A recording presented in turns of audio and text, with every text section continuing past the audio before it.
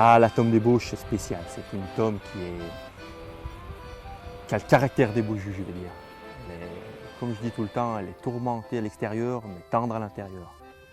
Donc, c'est une tome qui fait 1 kg 100, 1 kg 400. Une croûte tourmentée, vous voyez une croûte qui est creusée, qui est fleurie. Une épaisseur qui n'a pas le droit de dépasser plus de 5 cm d'épais. Une ouverture, une pâte jaune ivoire, normalement. Hein, bon, l'hiver, c'est sûr qu'on arrive à avoir des pâtes blanches, mais c'est l'hiver, hein, on ne peut pas les compter. Donc une pâte jaune ivoire avec quelques ouvertures, très peu, hein, des petits trous. Un goût d'ébauche, un goût de fleur, un goût de montagne, un goût qu'on apprécie et que les gens apprécient. Avant, elle était faite comme ça. Les anciens la faisaient déjà comme ça. Donc nous, on a continué.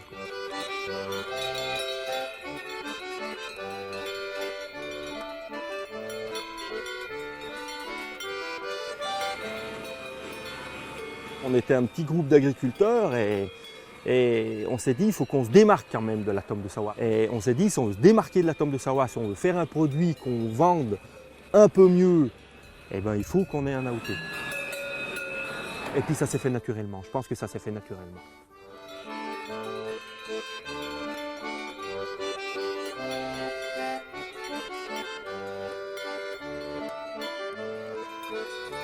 Je suis parti à fond dedans et puis pour quand on est jeune, on cherche pas, on fonce quoi. Je crois qu'on a bien fait d'y aller quoi. Pour moi, ceux qui sont pas allés, bon ben ils sont plus dans la l'AOC, il y a plus de problèmes, c'est pas pareil quoi. On a fait démarrer le projet avec une tome qui est exclusivement faite avec du lait d'herbe et de foin. Je peux vous dire que ça pèse quand même sur les exploitations. Un cahier des charges, c'est pas rien. Les agriculteurs, ils font du boulot, quoi. Alors il faut que derrière le produit soit bon et pour valoriser notre travail. Le cahier des charges, c'est un cahier qu'il faut respecter pour faire cette tome. Que ce soit aussi bien en alimentation, en race, la pâture, pas donner de foin laité. Si on veut faire quelque chose de qualité, il faut un cahier des charges. Autrement, tout le monde fait n'importe quoi. Je crois que le plus gros souci à l'époque, c'était les races. C'est sûr que tous ceux qui étaient en tarine abondance et puis ceux qui avaient que des troupeaux de Montméliard ne voulaient pas.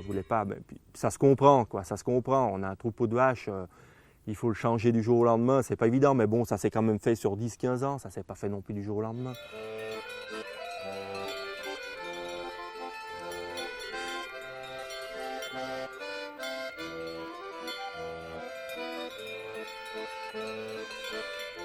Ça reste des bons souvenirs. Il y a eu des moments où c'était pas mal, quoi. C'était des discussions qui étaient quand même assez impressionnantes. Et bon, il y en a encore maintenant, mais moins. La mentalité a quand même changé aussi sur les jeunes. On est moins sanguin que les anciens, je crois. On s'énerve moins vite et puis on apprend plus le temps de discuter entre nous et puis de voir les choses comme elles sont et puis de voir les choses comment elles vont être plus tard, tout en évoluant. En qualité, ça évolue. Les gens, il y a quand même plus de qualité maintenant qu'avant. Parce qu'avant, on trouvait un peu n'importe quoi. Maintenant, c'est plus suivi. Si, il ne faut pas dire, ça a bien évolué. Et puis, ça s'en fait bien plus aussi. Moi, je pense qu'il fallait ça pour les bouches, je crois.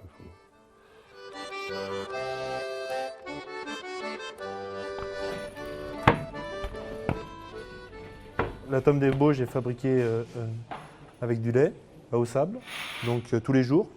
7 jours sur 7, toute l'année. Il y a maturation avec des ferments qu'on prépare nous. C'est-à-dire qu'on prend du lait de la veille, on prépare nos ferments, on fait un grand levain et on ensemence le lendemain avec ce lait, le nouveau lait. C'est ce qui est spécifique à la tome d'ébauche. Le fait d'incorporer des ferments lactiques à l'intérieur du lait, c'est ce qui va préparer donc le futur égouttage et le goût lors de l'affinage pour la tome d'ébauche. On travaille essentiellement au lait cru. Donc aucune pasteurisation, aucun chauffage du lait, aucun chauffage du caillé. Donc on est vraiment dans un produit qui garde vraiment l'essentiel du lait. Ça fait partie de la caractéristique de la tome d'ébauche. C'est-à-dire qu'on a un produit, une pâte pressée non cuite, où on veut garder un maximum de ferments et d'activité due à l'ensemencement naturel du lait. L'affinage est minimum de 5 semaines. Donc sur le lait client, on va de 5 semaines jusqu'à 7 semaines, voire 8 semaines. C'est-à-dire que de la tome standard, on peut être à 2, 3, 4 semaines. Après, elles sont grises, elles sont commercialisées, alors que là, on est au vraiment minimum 5 semaines. C'est des méthodes qui sont là depuis... c'est ancestral. On essaye de les garder au mieux pour garder justement ce savoir-faire et cette typicité.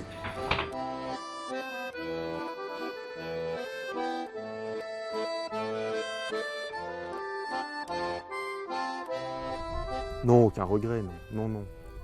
Non, franchement, aucun regret. Et je pense que les jeunes qui vont s'installer maintenant, je pense qu'il faut qu'ils y croient.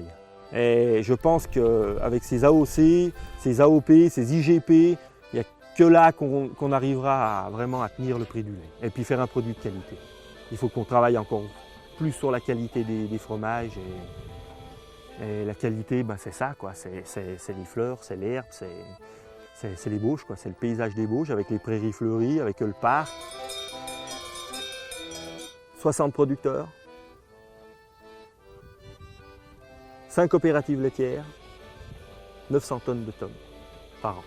Moi, je suis producteur fermier, producteur laitier. Il y a des producteurs qui sont fermiers. Bon, il y a un petit peu de jalousie, ça a toujours été. Bon, ça ne changera pas. Mais je pense qu'il y a une autre mentalité quand même et on arrivera à travailler ensemble. Il faut savoir la vendre, c'est tout. Et puis il faut savoir où il faut aller la vendre. Il faut savoir la faire et puis surtout la vendre derrière. Les gens attendent ça maintenant.